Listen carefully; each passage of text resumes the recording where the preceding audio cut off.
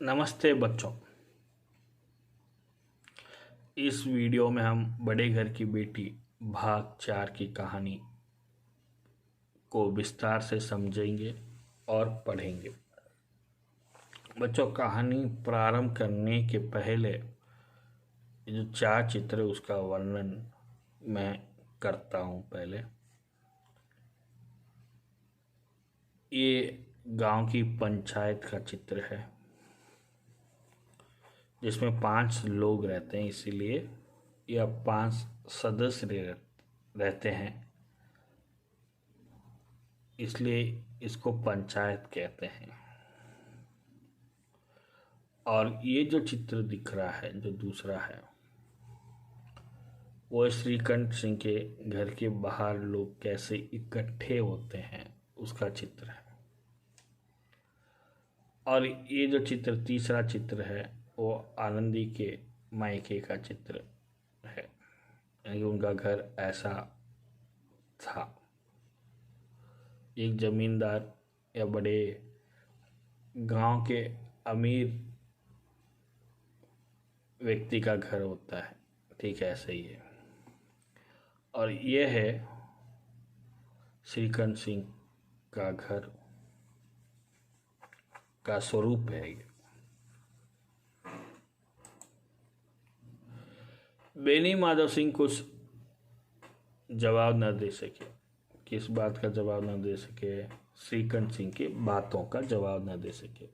और श्रीकंठ सिंह की बात यह थी कि यहाँ मेरे पीछे स्त्रियों पर खड़ाओं और जूतों की बौछार होती है। कड़ी बात तक ही हो तो चिंता नहीं, कोई एक दो कह ले वहाँ तक मैं सह सकता हूँ, किंतु ये कदापि नहीं हो सकता कि मेरे ऊपर लात घुसे पड़े और मैं मुंह न खोलूं। तो उस प्रश्न का उत्तर बेनी माधव सिंह नहीं दे सके। श्रीकंठ सिंह सदैव ही उनका आदर करते थे। हमेशा उनके ऐसे तेवर, यानी कि क्रोध भरी नज़र को तेवर कहते हैं, देखकर बुढ़ा अवाक रह गया। तो हमेशा श्रीकंठ सिंह बेनी माधव सिंह का आदर करते थे, कभी ऊंची आवाज़ में बात नहीं की। लेकिन अब श्रीकंठ के चेहरे को देखकर अवाक रह गए,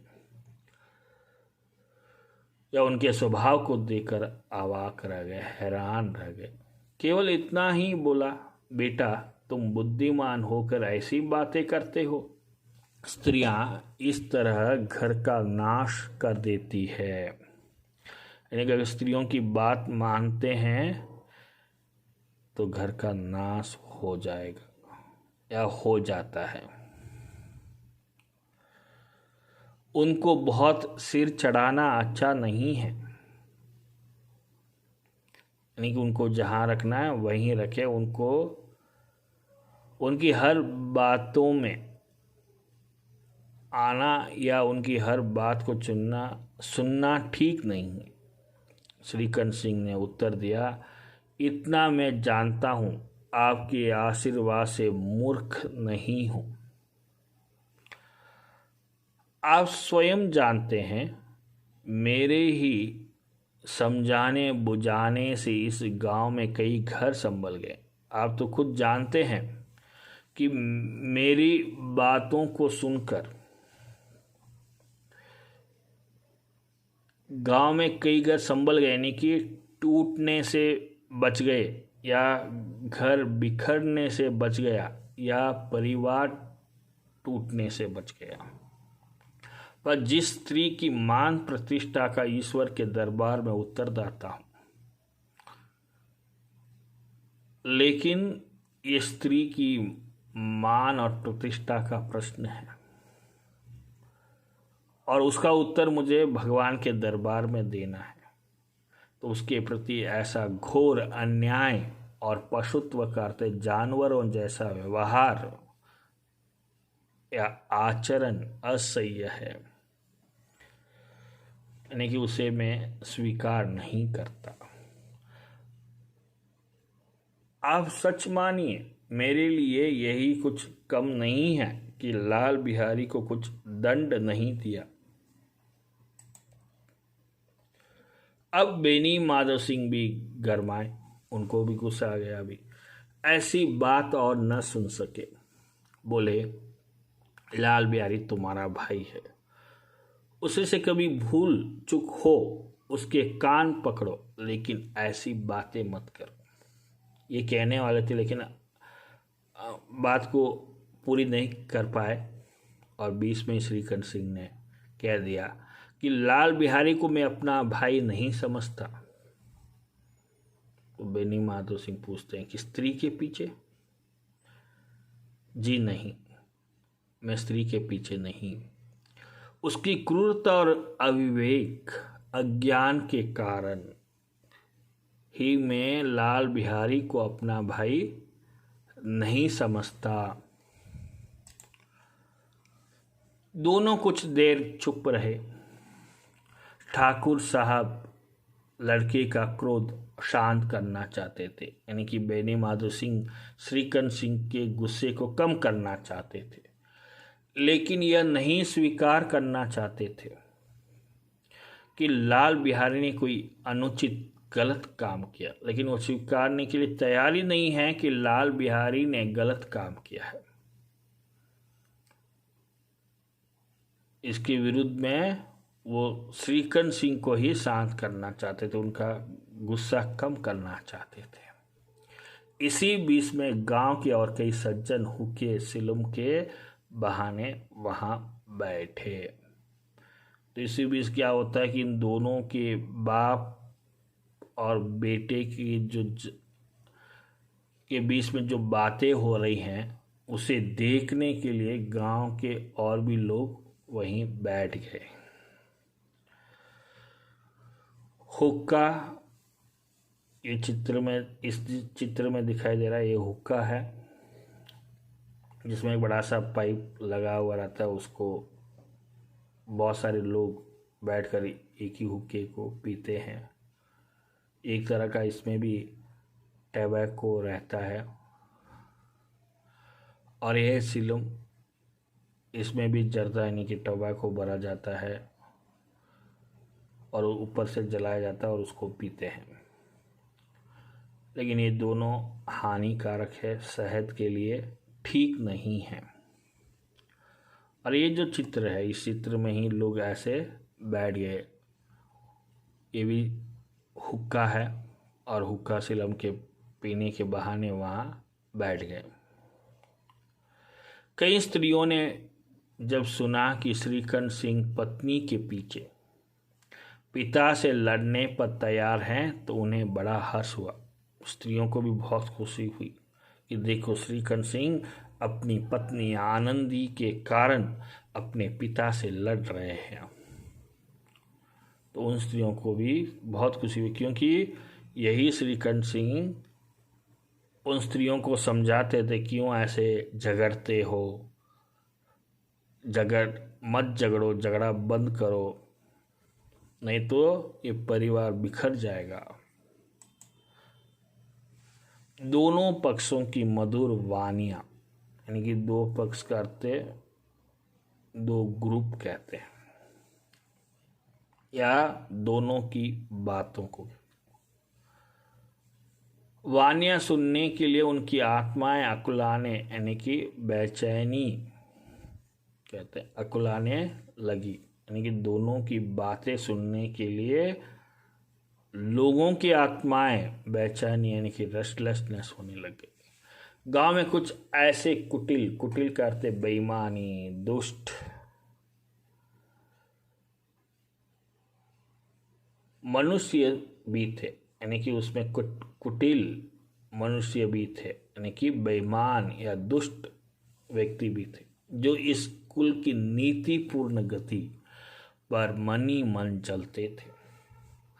नहीं, पूरे गांव में एक यही ऐसा परिवार था जिसमें कोई झगड़ा नहीं होता था या कोई दूसरे का अनादर नहीं करते थे, एक दूसरे का सम्मान करते थे। एक उनका नीतिपूर्ण गति थे, यानी कि प्रिंसिपल्स फॉलो करने वाला परिवार था, लेकिन लोग जलते थे उस परिवार से। इन महानुभावों की शुभकामनाएं आज पूरी होती दिखाई दी कि लोग कुछ सोचते थे, बेईमान लोग, कि इनके घर में झगड़ा हो, लेकिन कभी होता नहीं था। लेकिन आज झगड़ा होते हुए देखकर उन्हें खुशी हो रही है। कोई हुक्का पीने और कोई लगान करते कर की रसीद, कर का अर्थ अंग्रेजी में कहते इनकम टैक्स की रसीद यानी कि रेसिप्ट दिखाने के बहाने आकर बैठ गए। बेनी माधव सिंह पुराने यानी कि बहुत ही अनुभवी एक्सपीरियंस्ड आदमी थे। इन भावों को यानी कि लोगों की भावनाओं को, विचार, आइडिया को ताड़ गए, यानी कि समझ गए कि किस उद्देश्य ये लोग सब यहाँ बैठे हैं। उन्होंने निश्चय किया, चाहे कुछ भी क्यों ना हो, इस द्वेषियों यानी कि नफरत करने वाले व्यक्तियों को ताली बजाने का अवसर न दूंगा। तुरंत कोमल शब्दों में बोले, बेटा मैं तुमसे बाहर नहीं हूं, यानी कि बाहर का व्यक्ति नहीं हूं मैं। तुम्हारा जी जो चाहे करो, अब तो लड़के से अपराध हो गया, यानी कि अब तो गलती हो गई, अब उसे माफ कर दो। और तुरंत कोमल शब्दों में इसलिए कहा क्योंकि दूसरों को वो ताली बजाने का मौका नहीं देना चाहते थे।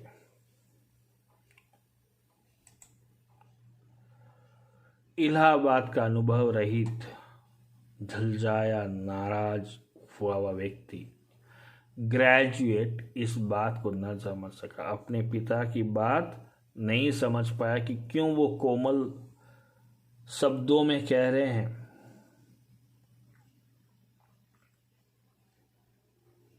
तो ये इलाहाबाद का था, श्रीकंठ सिंह का अनुभव, इलाहाबाद का अनुभव, क्योंकि वो इलाहाबाद में रह चुके। अपने पिता की बात को समझ नहीं सका। उसे डिबेटिंग क्लब में अपनी बात पर अड़ने की आदत थी, यानी कि अपनी बात को छोड़ने वाले ही नहीं थे, या नहीं वो झुकने वाले थे। इन हथकंडों, चतुराई की उसे क्या खबर, यानी कि बेनी माधव सिंह की चतुराई से उसको कुछ पता ही नहीं चला, या चतुराई के बारे में पता ही नहीं चला, नहीं समझ पाया कि मेरे पिताजी ऐसे क्यों कह रहे हैं, अब तो अपराध हो गया, और कोमल शब्दों में क्यों कह रहे हैं, ये कुछ भी नहीं समझ पाया। बाप ने जिस मतलब से बात पलटी थी वह उसकी समझ में न आई। बोला, मैं लाल बिहारी के साथ अब इस घर में नहीं रह सकता, और उसने तो अपनी बात ही रखी। लोग भी देखते रह गए कि मैं लाल बिहारी के साथ अब इस घर में नहीं रह सकता। बेनी माधव सिंह ने पुकारा, बेटा बुद्धिमान लोग मूर्खों की बात पर ध्यान नहीं देते हैं, अब तुम बुद्धिमान हो, और लाल बिहारी यहाँ पर मूर्ख है कि बातों पर ध्यान नहीं देते हैं।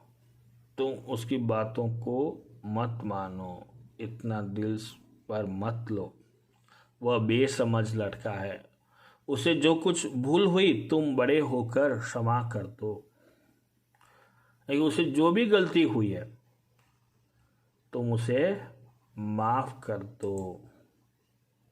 श्रीकंठ सिंह को आवेश आ गया और भी गुस्सा तेज ज़्यादा हो गया।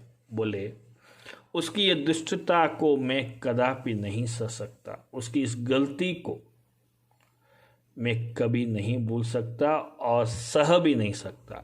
या तो वही घर में रहेगा या मैं ही इस घर में रहूँगा। आपको यदि वह अधिक प्यारा है, यानी कि लाल बिहारी बहुत प्यारा है, तो मुझे विदा कीजिए, यानी कि मुझे इस घर से जाने के लिए आज्ञा दीजिए। मैं अपना भार संभाल लूँगा, मैं अपने परिवार को मैं चला लूँगा। यदि मुझे रखना चाहते हैं तो उससे कहिए, उससे कौन, यहाँ पर लाल बिहारी से कहिए जहाँ चाहे चला जाए, बस ये मेरा अंतिम निश्चय है, यानी कि निर्णय है, डिसीजन है कि या तो वो रहेगा इस घर में या फिर मैं रहूँगा इस घर में। बच्चों, इस कहानी को यहीं रोकते हैं और आगे की कहानी भाग 5 में पढ़ेंगे और समझेंगे।